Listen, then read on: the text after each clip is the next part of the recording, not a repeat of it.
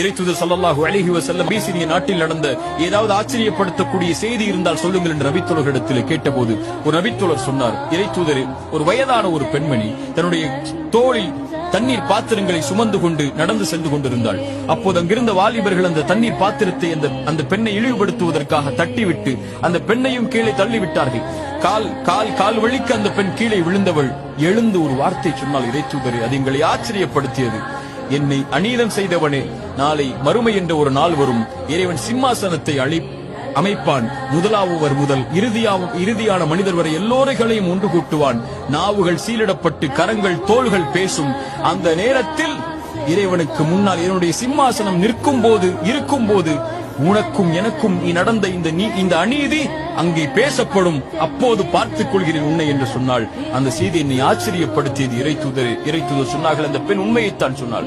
பலமில்லாத அந்த பெண் பலமுள்ள மக்கள் இருக்கும்போது இரக்கம் காட்டப்படாமல் இருக்கும்போது இறைவன் எப்படி அந்த சமூகத்திற்கு இரக்கம் காட்டுவான் என்று இறைத்தூதர் ஸல்லல்லாஹு அலைஹி வஸல்லம் நீதியின் குரலை சொன்னார்கள். இறைத்தூதர் ஸல்லல்லாஹு அலைஹி வஸல்லமுடைய வார்த்தைக்கு பல அறிஞர்கள் விளக்கம் சொன்னார்கள்.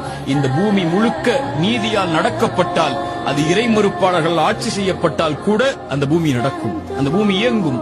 ஆனால் பூமி முழுக்க அநீதம் மேலோங்கிவிட்டால் அதை ஆட்சி செய்பவர்கள் இறைவனை நம்பிக்கை கொண்ட முஸ்லிம்களாக இருந்தாலும் இறைவன் ஒருபோதும் அந்த சமூகத்தை வழிநடத்த விடமாட்டான் என்று இறைத்தூதர் ஸல்லல்லாஹு அலைஹி வஸல்லமுடைய வார்த்தைக்கு விளக்கமாக பல அறிஞர்கள் சொன்னார்கள்.